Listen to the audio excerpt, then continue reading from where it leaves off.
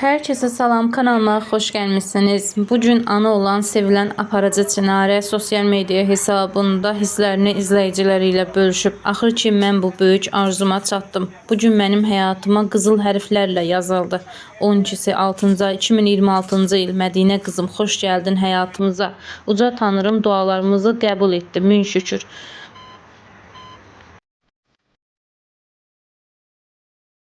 Bugün benim için en müqəddəs bir gündür.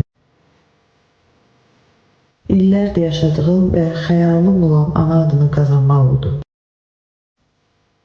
Çətin bir yoldan keçdim, ama yenə də ümidimi itirmədim. Allah bizim dualarımızı qəbul etdi. Allah arzusunda olan hər kəsi nəsib etsin.